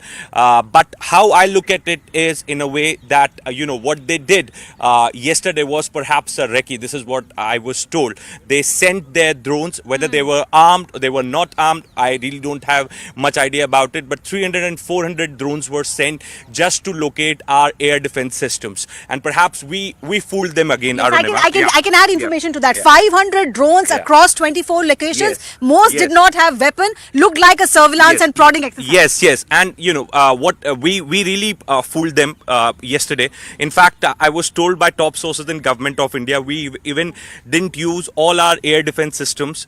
We shot them down with the aircraft guns. This is what I'm being told. And that was a recce which they did yesterday. They created a lot of panic. They created a lot of noise around it. In fact, there was to camouflage their operation yesterday night. What they did was they did a press conference. They invited foreign media. In fact, I was going through all that content last evening, Arunima. So they kind of said that what India is doing, they kind of they did spread lie against India in those press conferences. That was kind of a camouflage they wanted to do.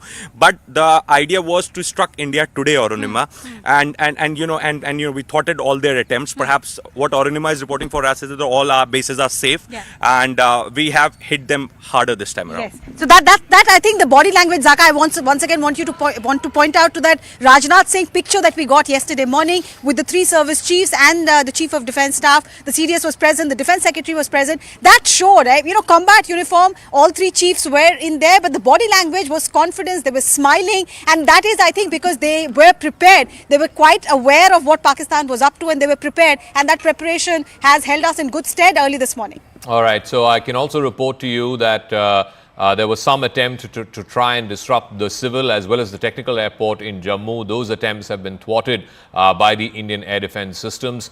Remember, so the big picture is Pakistan has been trying to take out some of India's forward military bases as well as some forward air force stations. The attempt has been on some of the biggest ones. Pathankot is one of the biggest and a forward air base that we have.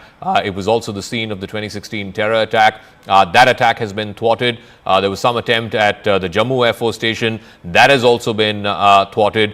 And then, of course, the Air Force Station in Sirsa, which has also been thwarted. In response, India has attacked the Noor Khan Air Base, of course, which earlier used to be called the Chakala Air Base of Pakistan, one of the biggest just in Rawalpindi, in the heart of the general headquarters, is barely, a few kilometers away, the general headquarters of the Pakistan military. So this hits right at the heart of the Pakistani military. But I can report to you that whether it was Udhampur, whether it was Jammu, whether it was Sirsa, whether it was Pathankot, whether it was some of these forward air force stations that India has, the attempt by Pakistan has been foiled. India has retaliated in good measure and targeted some very frontline air force stations of Pakistan. There has been, of course, increased shelling as well, heavy artillery shelling both across the line of control as well as across the international border. There has been some shelling in some civilian areas in Jammu, but I can report to you, so far at least, there are no confirmations on any civilian casualties yet. Akash is also through with us. Akash, so where you are in Jammu, there's been an attempt to try and hit the Air Force Station there, but that has been negated. What are you hearing in terms of where all India has hit Pakistan, particularly the Noor Khan Air Base, which used to be the Chakala Air Base before, one of the biggest. It's right in the heart of Rawalpindi. It's close to their general headquarters. That would not have gone well. And those pictures, that video, I think somebody there, that's the third picture that you're seeing on the right of your screen, somebody capturing that on your mobile phone saying, Bhaijan, they've hit the Noor Khan Air Base.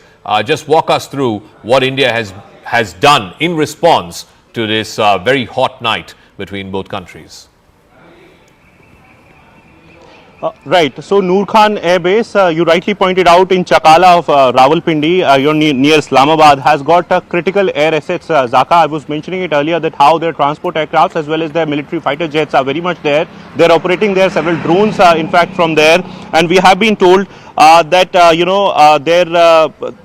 in fact, the air assets in that particular Air Force stations were on target and have been hit successfully. And also, Shorkot Air Force Air Base, in fact, which is in Punjab, it has got JF-17 Thunder aircraft, F-7PG, and several other air assets as well. It was hit, and in fact, we are not learning about the airstrip, but yes, the air assets was on target, and the target was successfully hit. In fact, we are learning about Murid Air Base, that is in Chakwal of Punjab. This is a smaller air base, but is technically important air base, and we have been told that primarily supports training and secondary operations.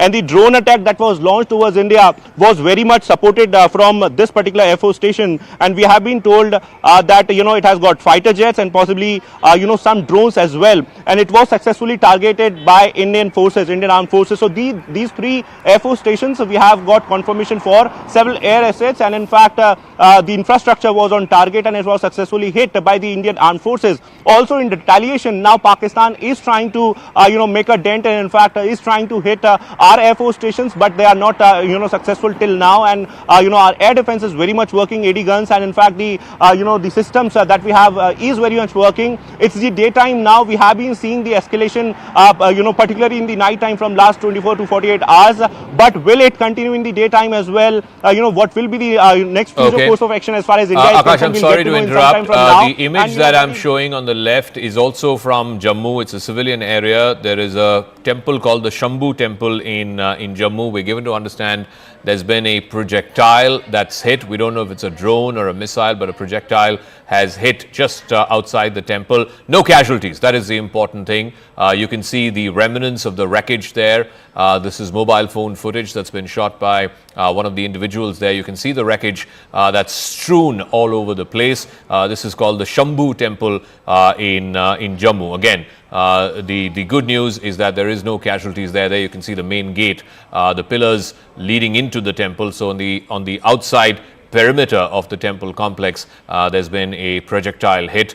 Again, the good news being that there is no reports of any civilian casualties in the Shambhu temple attack. Aman is also joining us again. I want to go big picture for our viewers who are tuning in a little past 6:30 this morning, this Saturday morning. There has been a visible amping up by Pakistan. India has retaliated. Pakistan's attempts have been foiled. The attempt was to try and target some of our forward air bases in Pathankot, in Jammu, the military station in Udhampur, etc. But all of that has been foiled, Aman. In response, India is hit back with a combination of drones as well as missiles, and some of the Air Force station attacks in Pakistan have been very, very successful. What are you hearing from top government sources? The big picture that we're hearing is that the government is very, very clear that April 22nd was the original escalation by Pakistan. India responded to that escalation through Operation Sindoor, and our attack was on the on the terror infrastructure in Pakistan, the terror headquarters in Pakistan of Jaish, of the LET, of the Hizbul, and this was because Pakistan did not act against them, and over 100 terrorists were killed in the Indian strike. For India, the offensive had ended there. India did not want to take it further beyond there. India very clearly said we did not target any civilian population, neither any Pakistani military infrastructure in Operation Sindoor. The escalation the Indian government feels is now coming from Pakistan, first through these drone attacks for the last 2 nights, which now seem to be, Zaka, more of recce missions. These drone attacks seem to be more to assess our strength of our air defense systems, our alertness, where are our air defense systems located, maybe also to try and exhaust maybe some of our air defense systems before the actual attack comes. Indian government is also now seemingly very clear that Pakistan decided to wait for the IMF bailout before launching its big strike, because it did not want its IMF bailout to be jeopardized in any manner. And this shows that soon after the IMF bailout, Pakistan cleared its airspace today morning and has launched an attack through ballistic missiles, not only at our forward Air Force bases in Pathankot and the Udhampur, it has also tried to attack our major cities. So this is a major escalation by Pakistan. That is what India is saying. India never targeted earlier Pakistan's military infrastructure, but because Pakistan has now upped in a way the game, India is not shying back, and this attack on the airbase in Rawalpindi by India is to show how deep India can hit. And I think India is still trying to tell Pakistan to get the message to de-escalate. But if Pakistan does not de-escalate from here, Zaka, Indian government sources are telling me that we will also not stop now, and Pakistan will be taught a lesson. All right, so our reporters are spread across the length and breadth. Ishan is joining us from Srinagar. Akash is joining us from Jammu. In Delhi, we have Arunima and Siddhant joining us from South Block. There's going to be a briefing by the Foreign Secretary at 10 a.m. Last 3 days, the briefing has been done by the Foreign Secretary along with the 2 young women officers of the Indian Army and the Indian Air Force. Siddhant is also joining us from South Block. What are you hearing, Siddhant, in terms of what the MEA has to say? The briefings have been going on by the Foreign Secretary. Any word you're picking up on, our international players trying to intervene? I believe there was a statement put out by the G7. The Saudi Deputy Foreign Minister, who was here in Delhi a couple of days ago, he was in Islamabad yesterday. And this visible upping the ante by Pakistan has happened after the announcement of the IMF, the bailout announcement of $1 billion. What are you hearing from MEA?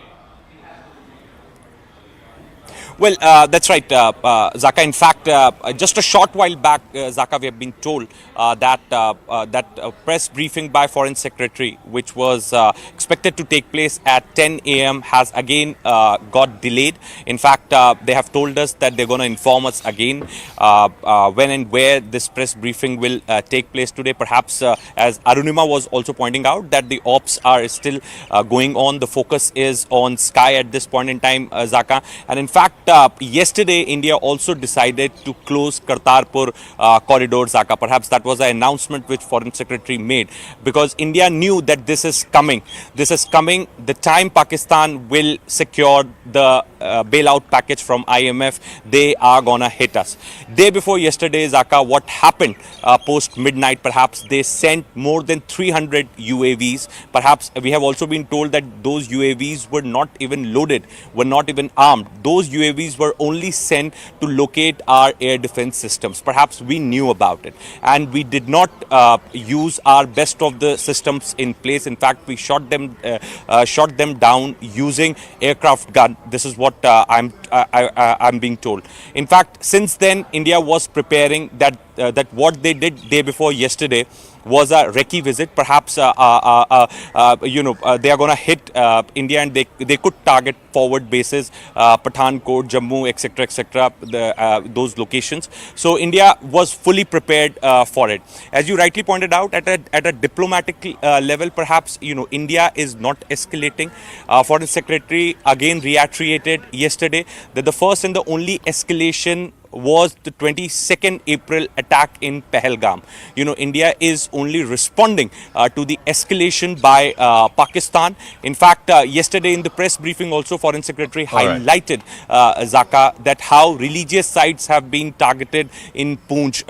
There's a convent school which has been targeted. Yes, Siddhant, I'm going to come back to you. We're getting more information, courtesy Manoj Gupta, our investigations editor, that a bunch of missiles have been fired. I can't reveal the exact number, but a bunch of missiles have been fired from the Srinagar airbase. That too, Pakistan has tried to attack, but there is very minimal damage that has happened there. So from the Srinagar airbase, missiles have been sent, and a Pak Air Force jet, at least one we can confirm, possibly more than one, but definitely one Pakistan Air Force jet has been shot down by missiles that have been sent from the Srinagar airbase. So that is a big development. One Pakistan Air Force jet being downed by India. Remember, Pakistan has a combination of the F-16s, which are the American fighter jets, the fourth generation fighter jet, and also a combination of the JF-17 and the J-10. The JF-17 is the 4.5 generation Chinese fighter jet, and the J-10 the 4th generation fighter jet.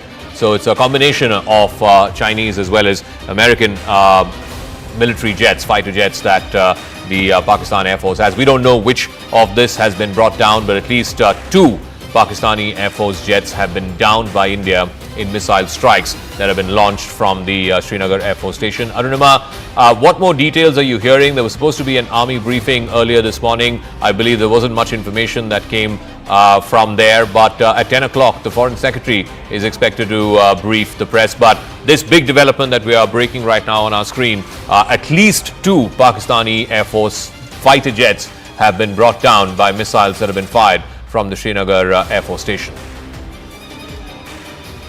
I think this was the air operation which led to the delay and subsequent postponement of the briefing. We got a message early in the morning around 5 a.m., quarter to 5, that by 5:30 there will be a briefing in the lawn, which you can see in my frame in South Block. But when we reached here, we were told that the air operations were still on, and there were intense operations that were going on, and therefore it's not feasible to brief and put out the correct picture at this stage, because it was a developing situation, it was an ongoing situation. We were also told that while the entire focus is on the sky, it's the air operations which are giving a bloody nose to Pakistan. On ground, there is intermittent firing that is going on along the line of control.